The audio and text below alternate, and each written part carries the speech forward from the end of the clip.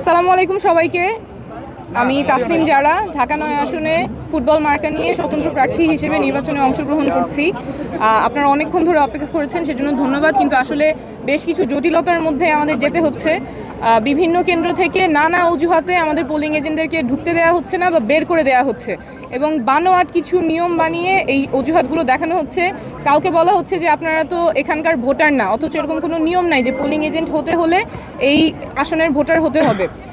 তারপরে পুরুষ কেন্দ্রের নারী এজেন্ট সেই নিয়ম বলে বের করে দেওয়া হচ্ছে, বা বিভিন্নভাবে হেনস্থা করা হচ্ছে। বলছে যে ফোন নিয়ে ঢোকা যাবে না, অথচ ফোন নিয়ে ঢোকা যাবে, ব্যবহার করতে পারবে না। তো এই বিভিন্ন অজুহাতে আমাদের যারা পোলিং এজেন্ট আছেন তাদেরকে বের করে দেওয়া হচ্ছে বা ঢুকতে দেওয়া হচ্ছে না, কিন্তু ভেতরে মানুষ ভোট দিচ্ছে, নির্বাচন হচ্ছে। এটা তো গ্রহণযোগ্য না। এটা সুষ্ঠু প্রক্রিয়া কিভাবে হয় তাহলে? এবং যখন আমি জিজ্ঞেস করছি নিয়মটা কিসে, তখন আবার ওনারা বলতে পারছেন না। একটু আগে আরেকটা কেন্দ্রে গিয়ে আমার এটা নিজে সলভ করা লাগছে, কিন্তু আমি তো প্রার্থী হিসেবে গিয়ে প্রিজাইডিং অফিসারকে জিজ্ঞেস করতে পারবো না যে আপনি কোন নিয়মে কেন এই বানোয়াট অজুহাতে আমার পোলিং এজেন্টকে ঢুকতে দিচ্ছেন না বা বের করে দিয়েছেন। তো এটা তো কোনোভাবেই গ্রহণযোগ্য নয়। এবং যখন আমি জিজ্ঞেস করছি কোথায় নিয়ম, উনি বলছেন যে আমাদেরকে বলা হয়েছে। কে বলতেছে?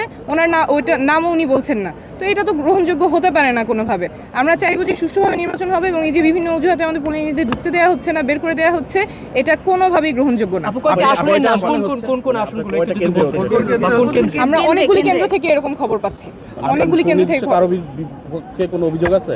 সুনির্দিষ্টই তো বললাম। আপনি যেসব কেন্দ্রে গেছেন সেসব আমাদের কেন্দ্র কয়টা আপনারা জানেন? সো আমাদের অনেকগুলো কেন্দ্র থেকেই রিপোর্ট আসতেছে পোলিং এজেন্ট ঢুকতে পারতেছে না বা বের করে দেওয়া হচ্ছে। এইটা কোনোভাবেই গ্রহণযোগ্য না। ঠিক আছে, আমাদের এখন কেন্দ্রে যেতে হবে। আমি ভোট দিয়েছি।